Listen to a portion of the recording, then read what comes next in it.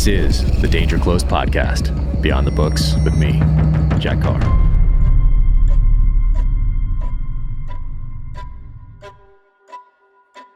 Welcome to the Danger Close podcast, an Ironclad original presented by Navy Federal Credit Union.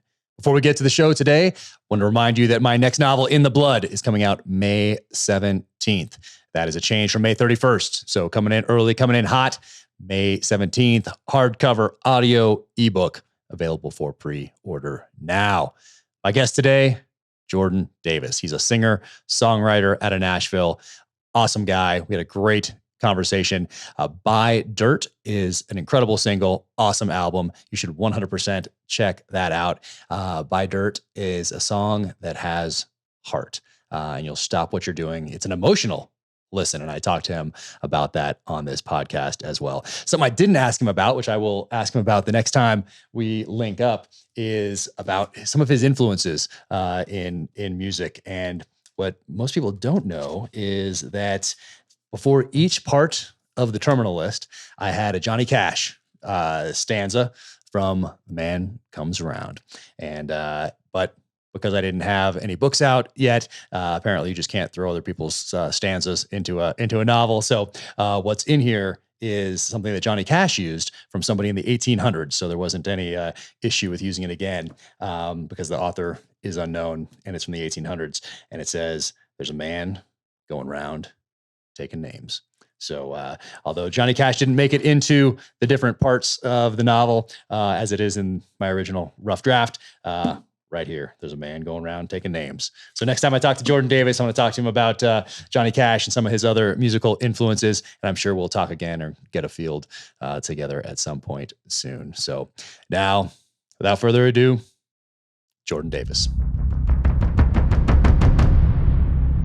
There's so much I want to talk to you about because you're not your first, I think you had a single in 2017, but your album came out in 2018, the same month as my first book came out. So we were on this kind of like same creative track, which was really, really cool.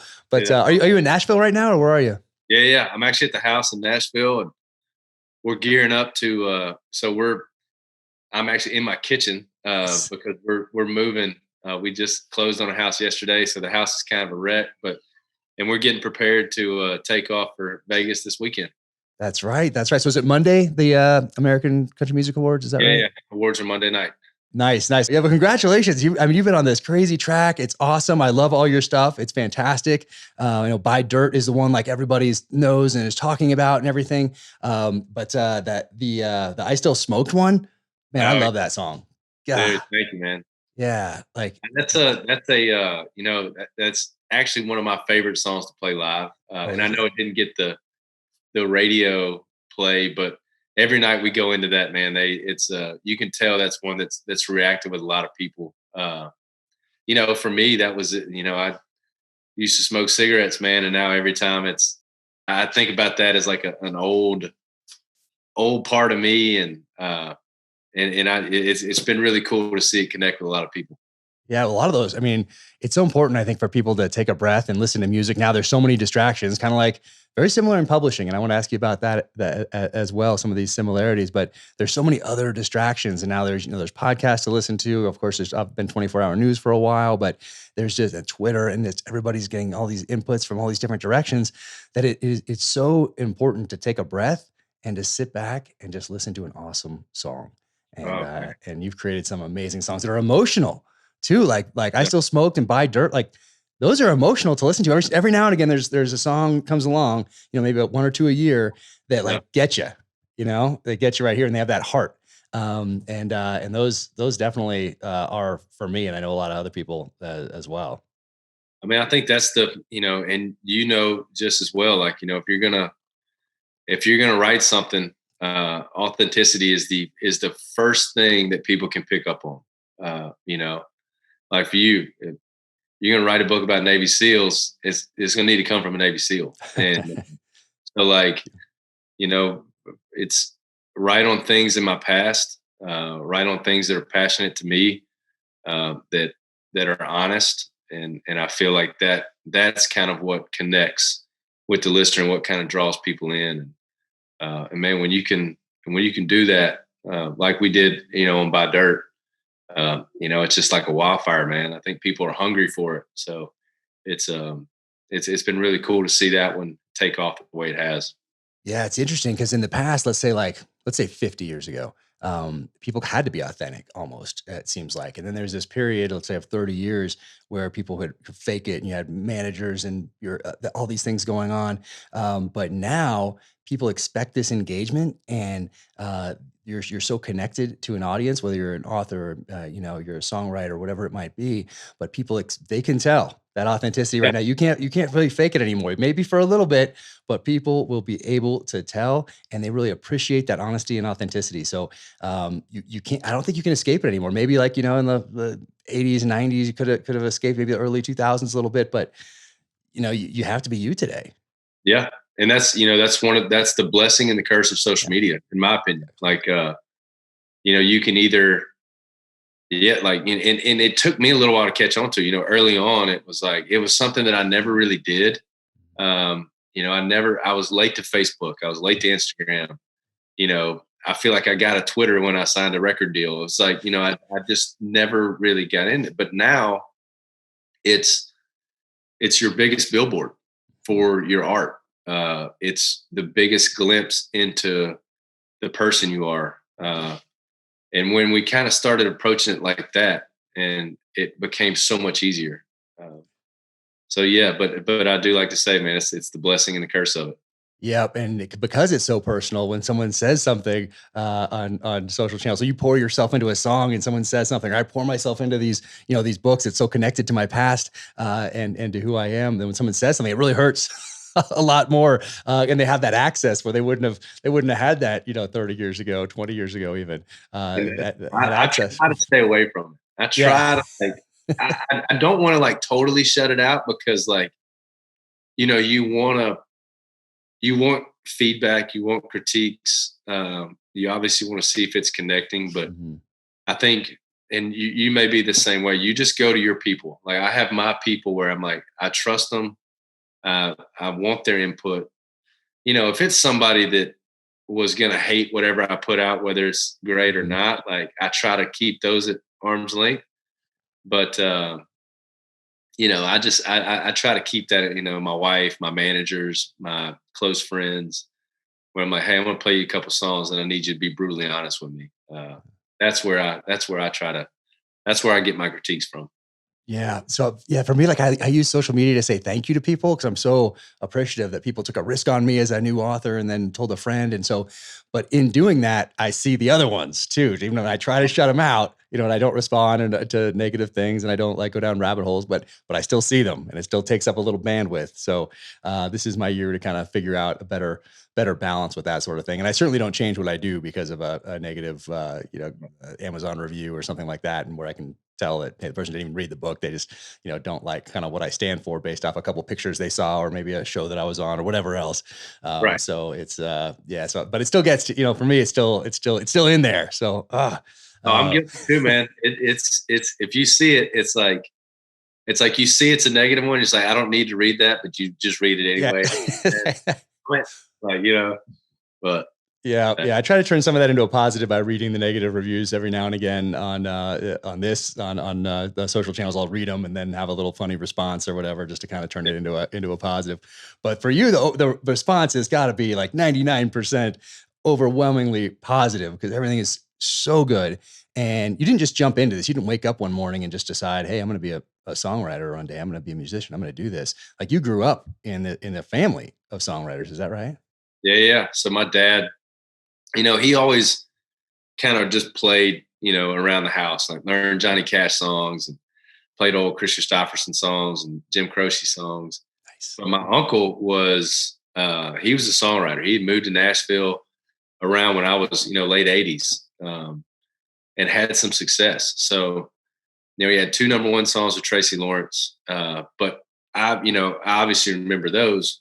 So I remember driving around listening to the radio and hearing Tracy Lawrence sing my uncle's songs. But I also remember him playing demos and playing old songs that nobody's ever heard, at Christmas and Thanksgiving. So, it was early on where I felt like I had access to a great songwriter, a Nashville songwriter that was crafting songs with the best of them. And I have to attribute the songwriter I am now to that, just being at that early of an age to where every song I wrote past that, I went back and I was like, would that stand up to what Uncle Stan played at Christmas 2 years ago? So that was a huge benefit for myself and my brother when it came into getting into songwriting. Yeah, because you guys are both musicians, right? And so you had this foundation from when's your first memory of like, hey, was it just a natural thing, or was there a time when you're like at 5, 6, 7, 8, 9, 10, 11 years old, whatever it was, where you're like, I know my path in life. I know what I'm going to do. Dude, I'd always loved to play and sing, but I never thought of it like, all right, I'm going to pay the bills by playing and singing. I got caught up in the go to college, get a degree, get a job, get a steady career, find a wife, have kids. And like, that was it. Like it was, I thought that was what I needed to do. And it wasn't until I got to college and did that, I never put the guitar down. I continued to kind of pick around and write songs, but my brother was the first one to move to Nashville when he had started playing some like open mic nights around Baton Rouge and kind of got a little following. He moved to Nashville to write songs and try to sign a record deal.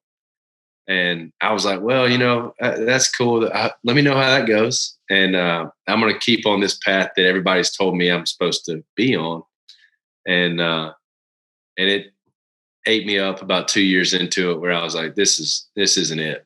And I was single, and I was like, man, I can, if I can be single and work in Baton Rouge, I can be single and work in Nashville and try to write songs on the side. So I moved in 2012, a couple years after I graduated, and started the Nashville route. But yeah, Jacob definitely kicked that off, moving first a couple years before I did.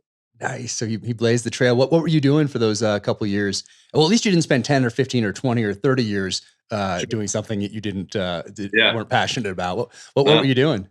Man, I was bartending at night, and I was working for an environmental consulting company. And I'd started working there. I was probably there for 3 months, working on residential builds, and we were kind of helping with like erosion problems. And I showed up late one day, and I got fired from that squad. And I'll never forget, my boss at the time told me, he was like, "Hey man, what do you want to do?" And I was like, "Well, man," I told him what I told you. I was like, "Man, I just want to get a job, and that pays the best." And and he's like, "But what do you want to do? Like, what's your passion?" I was like, "Man, I love writing songs." He goes, "Then you need to go write songs." And that was really the first domino that fell. And it's crazy, I woke up late that day. I had 15 missed calls from him. I was supposed to be working at 5 a.m. I woke up at like 7, and I come into his office. I have that conversation with him. And not only does he not fire me, he moves me to the landscaping side and let me go swing a weed eater to keep saving some money up to move to Nashville. So all in all, it was one of the best, half firings that I've ever been through. So that was the first domino that led me to Nashville. I wonder if my daughter listens to this, I'll be like, all right, it doesn't mean that you should show up a couple hours late sleeping. Yeah. But sometimes it works out, hey, works out. It's a sign that you're not on the path, not on your true path. You're not following your calling. And I think a lot of people are just, they don't listen to that.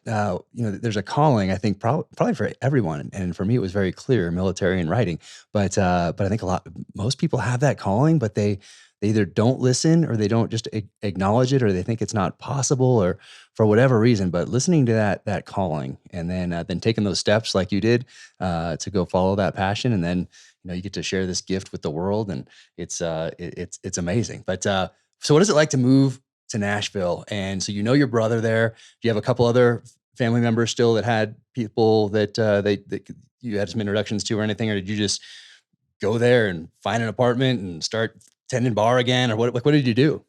Yeah, so I did. I was fortunate that, I had my brother here.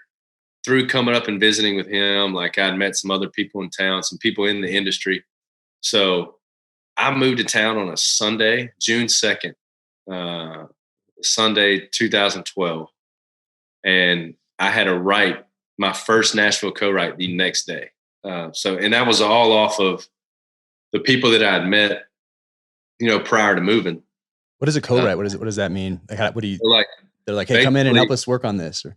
Yeah. So like we'll set a time in town, 10 a.m., meet over at the studio, and it'll be usually 3 people, and we'll sit down, start drinking coffee and talking about, if anybody's got an idea for a song, and then you kick it off from there. So it's like, and there's songwriters in Nashville that do that every day, Monday to Friday at 10 a.m., 9 a.m., they're meeting somewhere with 2 other writers and they're trying to write a song. Sometimes 2 times a day. But so that's, and it takes a while to kind of get that roster of writers that you work with kind of built up. And I was so fortunate to meet so many people that they were kind of able to kind of kick me down that path a little quicker than if I were to just move to town and kind of had to do it, by myself. But yeah, I did that for 2 months before all the money I had saved up to move ran out. And yeah, I got a job bartending, and I bartended up until I signed my record deal in 2015. Okay, so you're doing a few years of bartending, different bars. I've been in Nashville a couple times, but it's been a while. Was it a specific bar, or where'd I go? The Spot? It was called The Spot up there. Yeah, The Spot. Yeah. That place is great. That wasn't too far from where I lived. Okay. No, I did this. It was the least coolest bartending job I've ever, it was at a wine bar in Donaldson, Tennessee. So it was like 20 minutes outside of town. Okay. But the reason why I took it was I was able to make my own schedule. So that way I could write, and back then I was starting writing at 9 a.m. because I was like, hey guys, they usually start at 11. I was like, hey guys, let's start earlier because I got to be at work at 4. So I was able to, make my own bartending schedule that wouldn't interfere with my writing. And man, I did that for 3 years,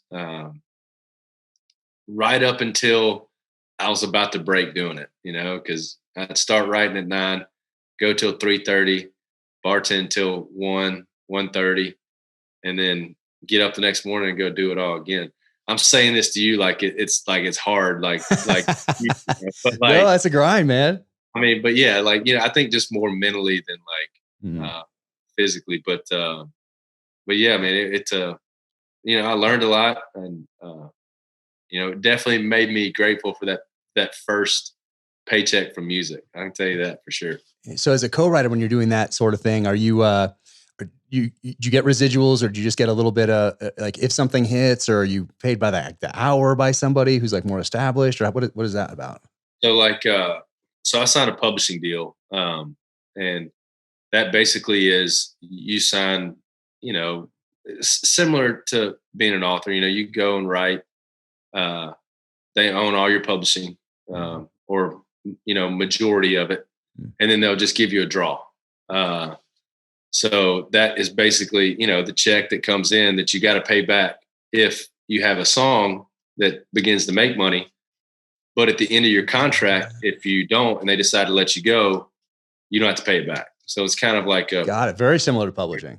Yeah. And so I signed dude, Jack, this is crazy. Going think about it now. My first publishing deal I signed, it was a 3-year publishing deal. I want to say they took 80% of my publishing, and they gave me a draw of $21,000 a year. Okay. So you got to bartend. I was like, that doesn't help much. I remember whenever I was like, oh, dude, I can finally quit my bartending job and just focus on songwriting. And then they sent over my draw, and I was like, I guess I can just bartend on the weekends now. Hey, there you go. You're moving up. Yep, started moving the right direction. So, yeah, it definitely wasn't a lot of money. Oh, that's incredible. Yeah, publishing is similar in that you don't make any royalties until you pay back that initial investment. So, so for them, it's a, hedge on the bet, I guess. And most authors don't make that back. It's like, kind of like movie industry where the Avengers makes the money for all the movies that win Academy Awards, but no one ever sees. Kind of like that, like, Stephen King and John Grisham and those guys are up here, James Patterson, they're making all the money for all the authors that don't make back that investment. Right. But mine did, luckily, which was really, really cool, but it's not usual, especially out of the gate. So it sounds very similar to kind of what they do in the music industry. Oh man, it's yeah, very similar, because there are a lot of writers that they, and it's just part, like, Yeah. publishing companies know that going into it. They're like, you know what, we're gonna invest in this kid and hope that it works out. But yeah, there's a lot of writers in town that don't recoup. Yeah, interesting. And did you work with during those years, those 4 years or however long exactly that was before your first single came out? What did you work with songwriters who had bigger hits, and then you're learning in that, or is it just like a grind where you're just working on things and they're not hitting? And Yeah, you're kind of working with new artists. They kind of work in that pool of a lot of newly signed artists. So it's like, or newly signed songwriters. So when you look down and see, you kind of have to work to that level to where, like, hey, like I could go in and say, a couple of my favorite songwriters, a guy named Tom Douglas, who wrote The House That Built Me, Casey Beathard, who wrote Boys of Fall and all these amazing songs. It's like, if I were to come into my publisher the day after they sign me and say, like, hey, I want to write with Tom Douglas on Monday and Casey on Tuesday, I would literally be laughed out of the building. Uh-huh. It would be like, hey, dude, we need to have, we need to hear some songs that are worthy of you walking in a room with Tom Douglas or Casey Beathard. Got it. And when I first signed, I was green, man. I didn't have those. So it's like, when those bigger writers, you start seeing them on your calendar kind of be peppered in, it makes you nervous like no other, but at least tells you, like, well, hey, at least I'm doing something that's getting me in that room. Yeah. Something positive, something that my publisher thinks I'm doing that's worthy of that. So Yeah. Oh, man. yeah, it's just that slow build into getting with the guys that are, have those hits under the belt. And they're just great songwriters. Yeah. Well, how does your first single, how do you move from that into your first single where you're writing your own song or you have those co-writers helping you? How does that transition work from just helping other people to now you're the one that's maybe getting helped, or you're the one that's in the front and it's your song? How does that work? Man, I moved only to write songs. I wanted to write songs for other people. So I wanted to go into a write and be like, you know what? I got this idea and I think it would go great for Tim McGraw. Mm-hmm. And I would write with Tim McGraw in mind, or I would write with Kenny Chesney in mind. And then through those songs, a record label in town heard some of my demos. And that's how I ended up, I didn't get any songs cut by other artists, but somebody at that label called me and were like, hey, we're not interested in these songs for any of our artists, but we're interested in you as an artist and we want to sign you to a record deal. Whoa. And it was something that I had never thought of. And I actually didn't even know how the process of getting a record deal worked. Yeah. So I was kind of like, oh, well, I guess I'll go in and take a meeting, and probably a good decision. Yeah. And it turned into that. And then after that, after, signing that, I was able to kind of start writing more with what I would sing in mind. So that's how my first single, "Singles You Up," came out, and it's and that was what kind of kicked it off. No way. So, do they tell you, hey kid, you need an agent to do this? Or are you walking in there like, hey, let's do this thing. Let's shake hands. And where do I sign? Yeah, my publisher kind of helped me through that. Okay. He came with me to all my meetings and was kind of able to walk through all the stuff that I didn't understand. I had a lot of people in my corner to kind of help me through those. No kidding. And so, like, back in the day, you're talking about a demo tape, it would have been an actual tape. And then maybe it turns into a CD or something. Is it all go now electronic? Is that how it goes? It goes to somebody's email, Yeah. or it goes to a cloud or something like that? Yep. Shoot it over an email. So like anytime, a buddy of mine was like, "Hey man, I got a song that I want you to hear."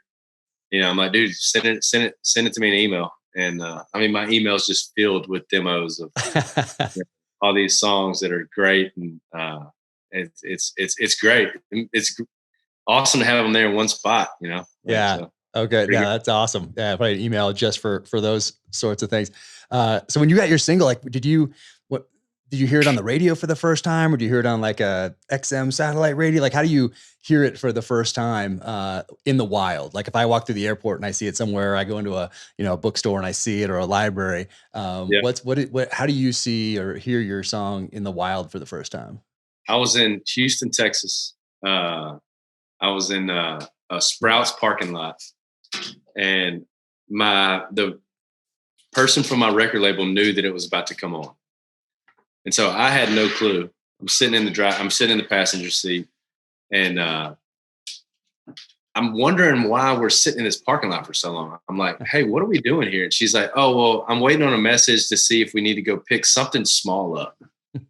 And then we're going to head over to this dinner."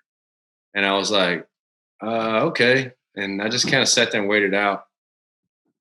And I was about to say like, "Hey, why don't I just go in and pick this up? And if we need it, big deal. If not, it's all good." She's like, No, don't go anywhere. And I was like, "All right, I don't know what's going on." And then right as she tells me not to go anywhere, I hear "Singles You Up" for the first time coming through the radio. And I'm just like, I know that song. Wait, that's me. Oh, that's my song. So it's very, that one stands out, just because that was like the culmination of a dream of hearing a song that you wrote on the radio, and being surprised by it. I didn't know what was happening. So that was pretty wild. But That's still, awesome. every time I hear any of my songs on the radio, it's still kind of like, it's still pretty cool feeling. Oh yeah. No, every time I see one in the airport as I'm walking through, or in a bookstore, I always go, I have a pen, I used to carry guns and knives everywhere. Well, I still do, but now I carry a Sharpie also. So I go in and I try to sign them all, and do you really? That's awesome. So someone gets a surprise when they open it. Yeah, I mean, it's really cool to see those things in the wild. It must be similar to hearing it on the radio, Man, that is so wild. So this single hits. And then, like, are your agents and publisher, are they kind of waiting to see how this thing does? Like, okay, now it's on the radio. Oh wow, this is picking up some traction here. And then do they start thinking, okay, there's something special about this guy. The song is resonating. He's got that thing. He's got that, whatever that thing is. He's got it. What's the next step? Like, how do you go from that to then an album? Yeah, it was definitely. I don't think they ever tell you that it's like that first single is like a trial run, but Yeah. like, and you want to perform, and you want, even, for myself and my co-writers of that song, like I wanted that to be, I wanted that song to have success. It ended up being a #1 song, one of the most played song of the year. And in my mind, I remember thinking like, dude, if I could just get this into the top 20 at country radio, that would be like a win, and I just remember that song just taking off, it's so crazy because when I released it, I thought that first single was a good song, but I didn't see it doing what it ended up doing, which is the beauty of music. But yeah, after that, then they come back and like, well, hey, that first one worked. So what do you have now? And I actually was fortunate to have a couple other songs that they were big fans of as well. So we were able to just roll out those first 3 singles and have all 3 of them go #1 at radio. And then after that, it was, released the full record, and that's how, some of those other songs off that Home State album got out, basically with the success of those 3 songs. So it's a crazy business, man. It's wild. So it's so interesting how similar it is to New York publishing. You think Nashville, obviously think country music, and then obviously you think New York publishing for the literary publishing world. But there's so many parallels, and the more I hear you talk about it, the more I think about, like you just said, about making the charts and making number one. Well, New York Times list. You want to make that list, and it opens you up to a whole new audience. And then once you make it, you want to make number one. So it's there's so many similarities there between the two professions, and they're both creative endeavors. And then now it seems like there are more responsibilities on the artist to grow the listenership, to grow the fan base, to grow the readership. In my case, that if you were doing this in 1975 or 1985, it wasn't possible, because we couldn't be doing this right now. We couldn't, we didn't have to look at your Instagram or your Twitter or your Facebook, or think about a website, or think about a download, or think about a single versus an album, and how people are buying it, and how people are playing it, and how they're listening, and then all the other distractions. It just seems like there's more to think about today.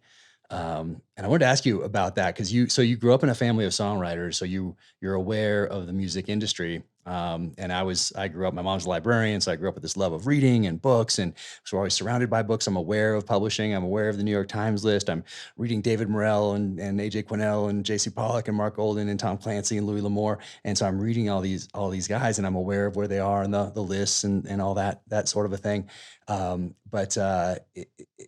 So I'm aware of all that, but then I see things start to change, and I start hearing things about, okay, ebooks, all right, audiobooks, and the first are coming on tapes, and then there's CDs, and then, now Audible and Amazon, and, you're hearing all these things, just kind of not like I'm studying it specifically for my future profession, but I'm aware of these changes that are occurring.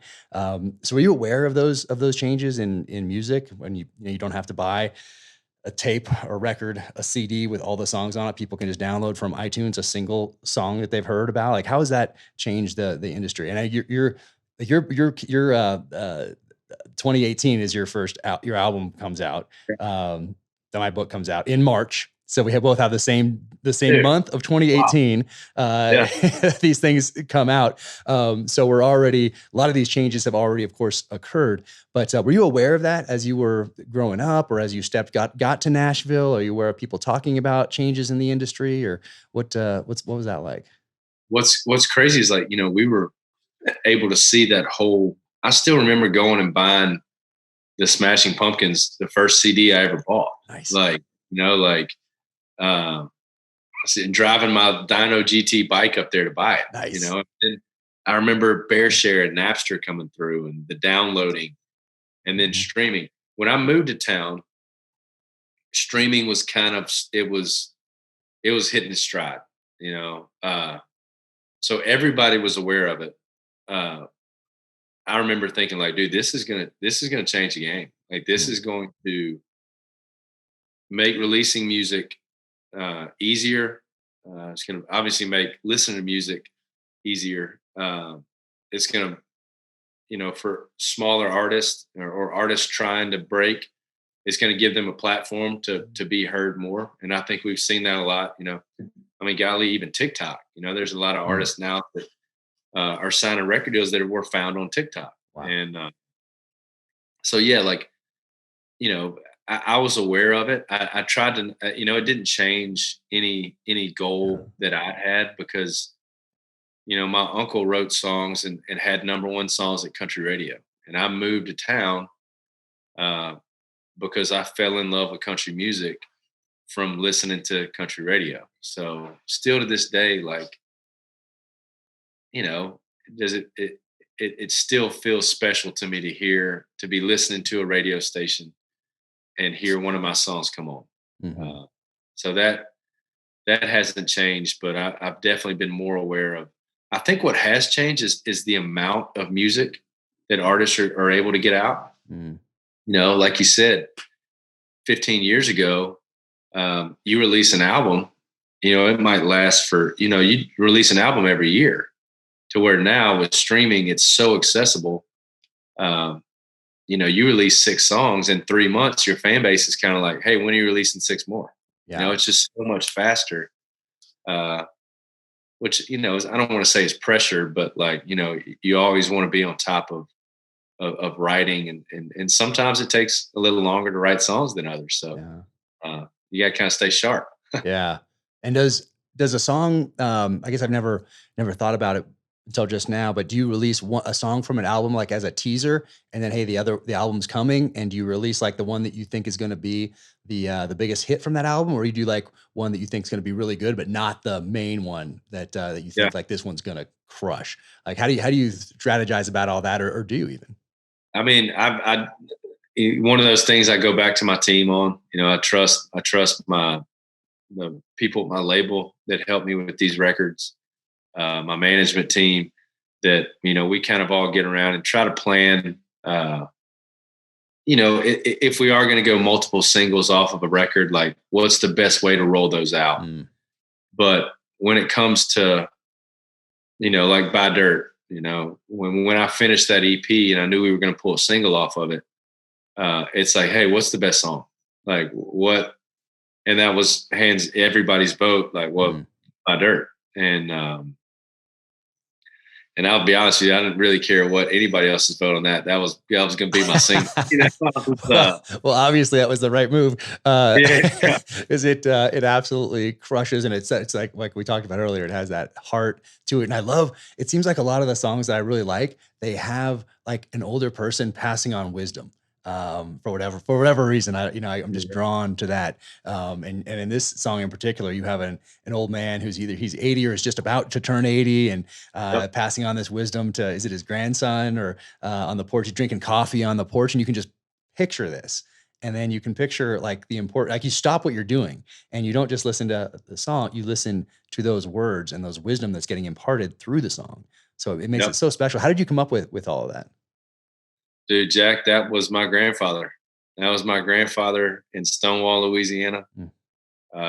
He would sit on his back porch and drink coffee and watch. He had a big Martin birdhouse back there, and he would watch these martins just come pile into this house, and he would try to act like he knew which ones, you know, like he could tell them apart.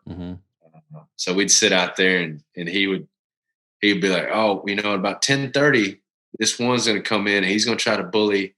And I'll just be like, "Peppa, there ain't no way that you know what these birds look like. They all look exactly the same." But me and my brother started talking about that story and started talking about the conversations we had with Peppa out there. You know, a guy that started his own business when started upholstering furniture when he was 14. Wow. And him and my dad started a business, and that's what my dad did when me and Jake were growing up. You know, kind of like what we said, man, just the honesty of it. And I know I'm not the only person that got wisdom from their grandfathers, you know, but it was so real. And when we were writing it, it just came out, you know, it just came out like that. But yeah, that's exactly how that first verse, that's where it came from. It's incredible. The whole album's incredible. So anybody who hasn't listened to it should definitely go buy that right now. Listen to it, take a breath. You won't be able to do something else while you're listening to that song. Like that's like the mark of such a powerful song. It's like, if you're doing something else, you're a parent, you're doing the dishes or you're doing whatever, and that song comes on, like you're going to stop what you're doing and just listen to it. I love Trying on there. What a great song that is. I Still Smoke, we talked about. I mean, incredible. But all of them have heart, you know, and I was going to ask you, like, how do you, because you have to do it live. Like I get to write, you know, these books and I get to be here by myself and typing away. And if something's emotional, there's no one else around. Like but you have to go out and then you play these songs and you perform these songs live. Like how do you like compartmentalize and not get emotional while you're playing it? So emotional that you like mess up or something, or your voice cracks, or like, how do you do that? I mean, it's you know, Buy Dirt, there's been a few nights with Buy Dirt that, you know, it just hits you. Like it's, you know, I to be honest with you, I try to just serve the song. I know it sounds terrible, you know, which basically means don't think about why you wrote it. Don't think about who you wrote that about. Right. And I do this weird thing where I'm like, hey, there may be one person here that bought a ticket, that got a babysitter, that paid for parking, that did the whole 9 yards to hear that one song. and I'm like, do it the best you can. And so I just try to think about that while singing it. And even sometimes, man, it still kind of gets to me, or I stop singing and they're singing it back, and it's still, it just means a lot to me. So it kind of hits me harder. But yeah, it really is. I try to just focus on serving the song and sing it to that one person that's the only reason why they're there. Yeah. And so far it's worked. So I hope it continues to work like that. Oh man. Yeah. I've always wondered that. I think it's so, if I'm emotional listening to it, and then I know a little bit about the background, like you're of a personal connection to it, I'm always like, man, how are they doing that? That's professional right there. That's amazing. I'm not sure I guess I'd have to compartmentalize. And I guess the only thing that's even close is like when we lost guys downrange or whatever, and you're at a funeral and you're there with that family, and like you have to be strong. Yeah. So when you're there and you're pounding the trident into the coffin, like you have to be strong for that family, even on the end. And but it's tough because obviously you're connected to it. That family's obviously way more connected, and so you have to be strong for them. So that's what I thought about in those times. When your public people are looking at you, and you just have to remain strong. Crazy. But is that what, do you know what you're playing art? When you're going to like an award show and all that stuff, how far in advance do you know what you're going to be playing? Like how much prep do you have? Like for Monday, do you get to go in and practice at all, or do a sound check at all? Or is it because there's so much going on and you're just like, all right, we're going and doing this? Yeah. I mean, there is a lot, like, especially this weekend, just, being nominated, like there's a lot more interviews, a lot more stuff that goes on pre-show. But luckily, me and Luke have done it a few times. So like we at least have sang it live together. I think 4 times now. So, but like we'll probably get plenty of time to kind of prep for it. And I think we get a couple runs at it. So okay. I think we'll be okay on it. I'm sure you will. For those listening, that's Luke Bryan. That's like me being confident, like be like, we'll be fine. No, I get it. Oh man. And for those listening, that's Luke Bryan that came on. That was a really cool story about how you linked up with him on that. Like you'd met backstage at a show years ago, and then you run into each other on the golf course a couple times, and then you're hanging out, smoking cigars around a fire, which is, that's the place to bond with people, to have a whiskey and a cigar, and that's where you get to know people. Too, man, like where we got to talk about everything but music, like you're able to like get a little deeper than just like, hey man, what's your tour schedule look like? Right. And congrats on that song, and yeah, that was really where, that's where the initial seed for this song, or for us doing it together started, because if we don't have that conversation, I'm not able to really dive into who Luke is, what's important to him, to where enough confidence in that to where it's like, yep, when we finish this song, that's exactly who this is going to. Like, I'm shooting it straight to Luke, and I knew that he would have a bond with that and connect with it. So yeah, man, it was pretty wild.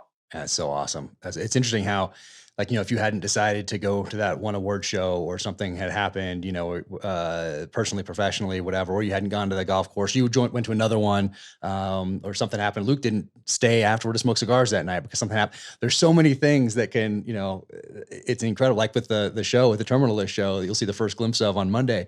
My friend gave the book to Chris Pratt, and he did that because in the SEAL teams, he called me out of the blue. Like I hadn't talked to him in 5 years, and before the book comes out, he calls me and he says, first he asked if I remembered him, and of course I did, and then he said, "Do you remember what you did for me in the SEAL teams?" And I could not remember.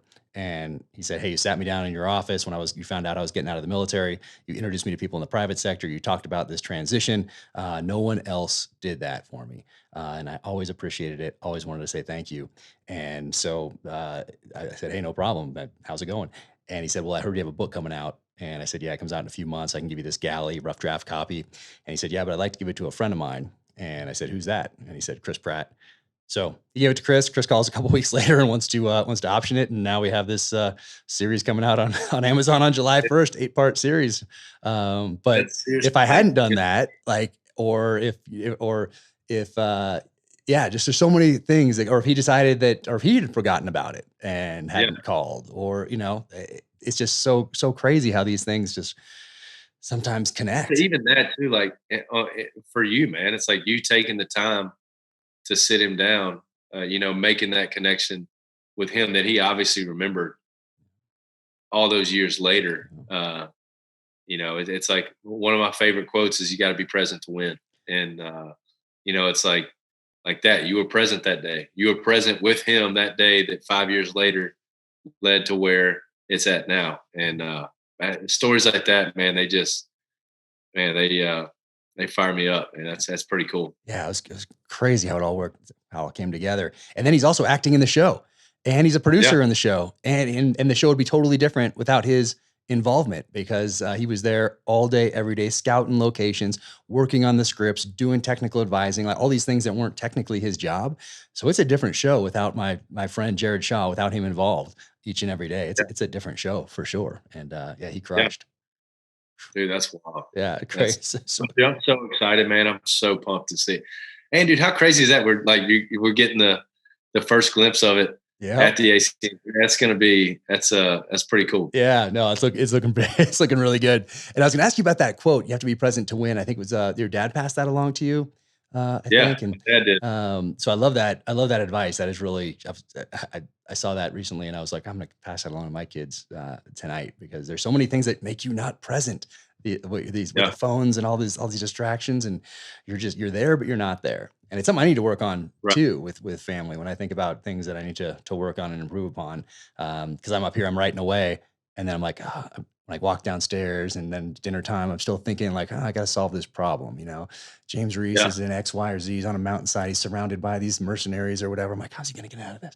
So I'm like, I need to get better at just putting that behind me. And now I'm present. So I'm aware of it at least, but I need to, I need to get better. So I think that's fantastic advice your dad passed along.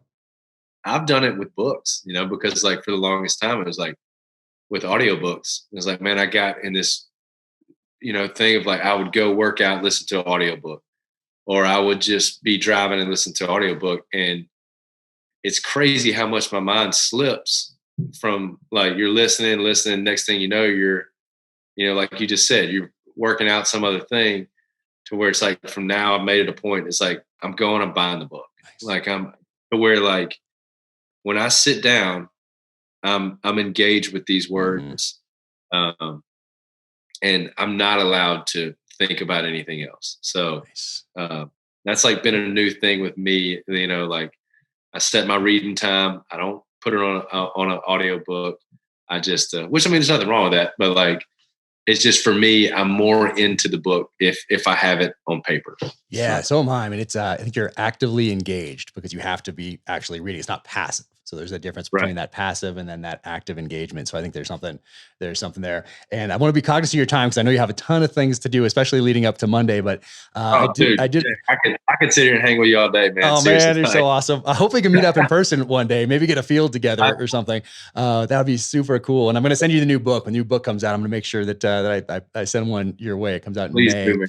Please. But yeah, man. But I want to ask you about growing up. Did you grow up hunting and fishing, or did that come later? Yeah, man. It's from. I mean, my dad was a huge hunter. We started deer hunting with him from. I mean, I want to say like some of my first memories are at the deer camp, and which is why, hunting camps are so special and something that like I try to prioritize time at. But yeah, man, it was hunting early on, and then my grandfather's got me into fishing. Um, so yeah, it's something that's been with me from day one. Um, we never had great hunting land, so I was never the guy that could go to school and brag about shooting a 12-point buck. We were usually shooting does, but I think it made me fall in love with the whole process of it. Mm-hmm. The whole, like I said, like you said, campfires. There's a lot of life and a lot of stuff you can learn at a camp Yeah. at a hunt camp. And it's I can't wait for. I've got a little 6-month-old son, and dude, I dream about those times in the woods with him. Yeah. It's just gonna be special. Yeah, I think it's even more important now because of those distractions we talked about. And when you get to a hunting camp or you're in a stand or whatever it is, like I try to take the kids to places where there's no Wi-Fi, there's no cell service, we're as off the grid, as we can be because there's no and it's more it's also for me. It's not just them, it's me. Like I don't have the option of just checking my phone or saying, hold on 1 second, I just got to do this. I just got to respond to this real quick. Just hold on. Like there's none of that Right. because it doesn't exist. So we try to get out hunting a couple times a year, try to get on a river trip down in a canyon where there's no cell service, just so we can be present together with no distractions. So we try to do that a couple times a year. And then we moved out a little bit outside of town here, a little more land. Before I came up, there's a ton of turkeys just right outside as I walked up here into the studio. And yeah, two moose in the backyard yesterday morning as my daughter's driving out, and then yeah, elk and mule deer walking by. It's still I can't hunt them right here, but it's really cool to have them all around. It's really cool. But getting those kids out hunting, I think there's so important today as people get more I guess distant from the land and the animals that inhabit it. I was just reading something the other day about farming, and Dwight D. Eisenhower, he had a quote, and he said, farming looks mighty easy when your plow is a pencil and you're 1,000 miles from the cornfield. And I was like, oh, man, that's so true. I mean, you have all Yeah, these dude. people, and then my wife and I were talking about it last night. I said, we need more farmers in Congress. I mean, everybody's so disconnected from the land, whether it's farming or hunting or no matter what it is, even outsourcing defense, even calling 911. And that's, there's only a very slim part of human history when we've been able to do that. But Yeah. getting the kids out there, like you're going to be able to do in a few years here, that's going to be so valuable. Yep. Dude, I can't wait, man. It's funny. My buddy says the same thing every time we go up fishing or hunting in Montana. It's like, it's like nobody but people that are in these cities should tell these people how to live. And I'm like, dude, it's 100% right, man. Like that's, and it goes right back to, like what you said with farming, man. It's just, it's a, it's a crazy, crazy thing. Yeah, and the kids can see, they can go, "Oh, okay, I see. I've been part of this process." Like we went here in Utah or we went somewhere else, and it took 4 days. Whatever we got lucky. Something walked by, we got it. We took care of it in the field. I learned how to do that. I respect this animal and respect the time. And it wasn't just the time we went there; it was the prep involved in that as well, and getting good on the bows, getting good on the rifles, understanding those systems, getting out there, doing that, taking it to a processor, doing it ourselves, but all that work that goes in. And then here we are, on the grill a couple nights ago, and we can talk about it. And my daughter can say, "Hey, when are we going again, Dad?" Or my son Yep. saying, "Hey, we're going this fall." And so that's that connection. Because if we didn't have that, meat would just appear out of nowhere from Right. the grocery store. And people talk about how expensive meat is at the grocery store. And I'm always like, man, I can't believe it's so inexpensive. Like, what goes into this? It's incredible what it Yeah. took to get this, ground beef right here to your grocery store. Like, it took a lot to get that. But people Yep. don't think about it. They're grabbing it, looking at the price, tossing it in the cart, whatever it is. So that connection to the land with kids, I think, is there's almost nothing as important as that. Absolutely. Land to food. And that's what I'm going to push on him. And what we push on as a family. It's like, man, if we want to, if we want hamburgers, we're not going to go to the store. Nice. We need to shoot an arrow straighter. Yeah, there we go. That's it. How we get That's it. Yeah, no, right now I'm gonna set up these different courses around here when the snow melts. So we'll get out there and be able to like walk a course around here with the bows and get the 3D targets out and all that stuff. So that should be pretty cool. What's your Yeah. hat right there? Where's that from? Big Sky? I think this is Big Sky Anglers. Yeah. Spot in West Yellowstone. They've been great to us. Every time we go up there, they always put us on some fish, and they've got some great guides up there. And just every one-stop shop when it comes to fly fishing. So just really good people, and I try to rep them whenever I get a chance. Nice. I love it. No, that's fantastic. We need to get back up to Montana. It's not too far away. Park City is like a really good spot Yeah. in Utah because you can get to so many places from here, whether we're in San Diego in the military, and my last couple of years in, we started taking some leave and because I built up so much over the years.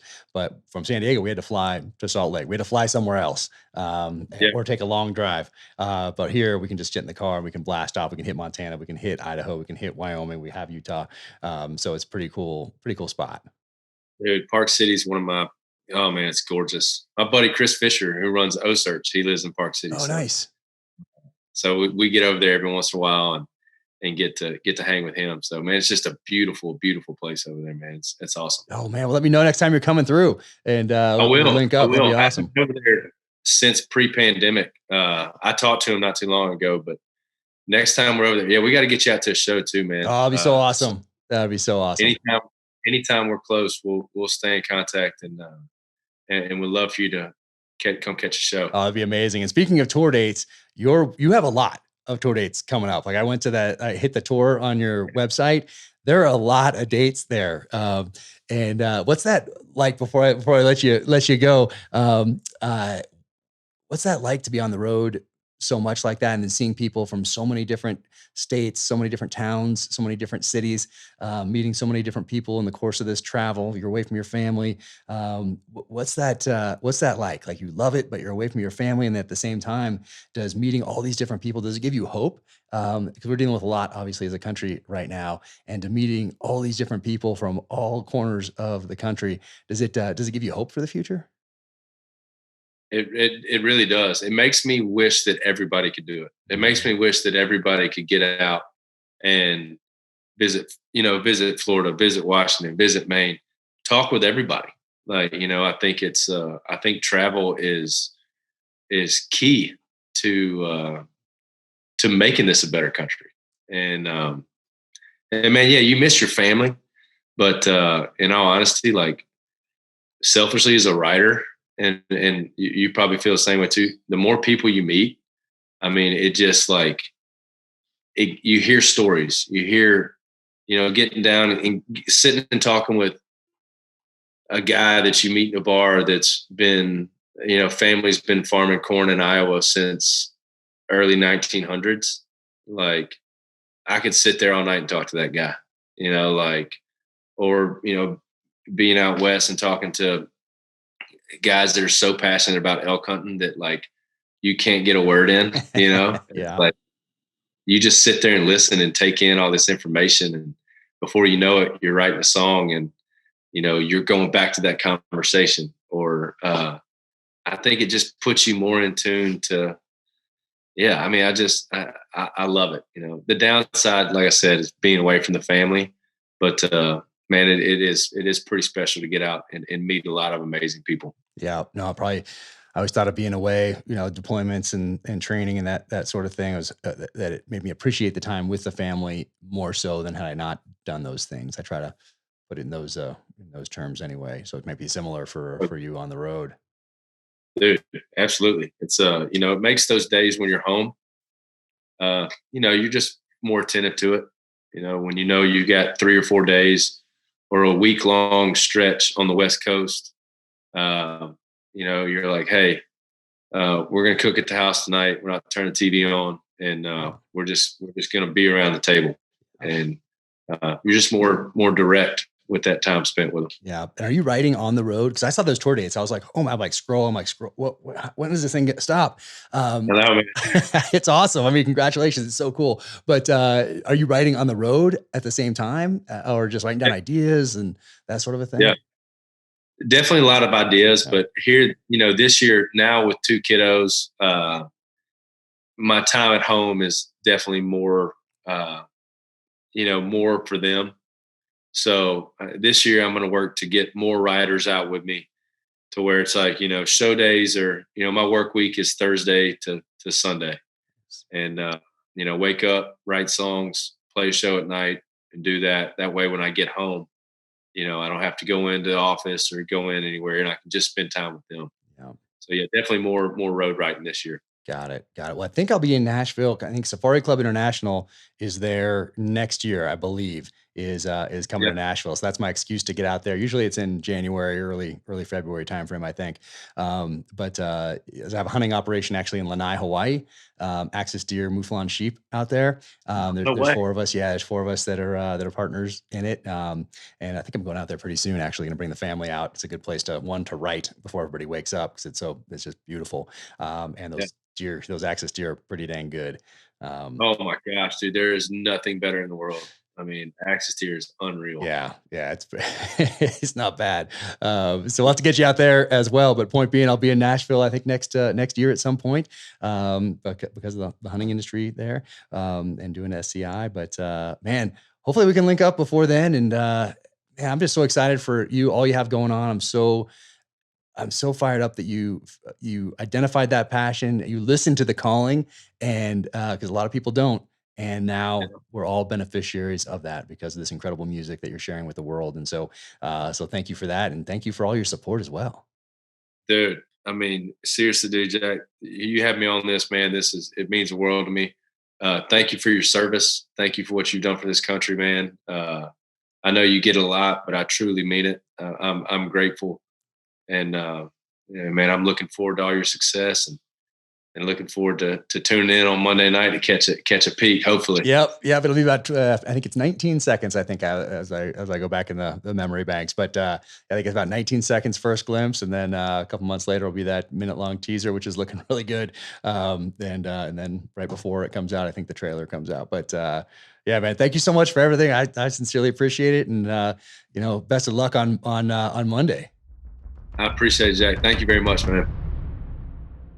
Just wanted to say a quick thank you to Navy Federal Credit Union for taking such good care of me and my family over the years. I've been a member since 1996. Right there. There's my Navy Federal Credit Union Q card right there. So yeah, been a member for quite some time now. They've done a fantastic job with me and my family. And I know that investing and saving can be stressful, and Navy Federal Credit Union takes that stress away. A lot of educational materials, and they can help you get on track in 2022 when it comes to saving and investing. So go to NavyFederal.org/save and invest. Trust me, you won't regret it. Thank you so much to 6 Hour for jumping right on board out of the gate to make this podcast possible.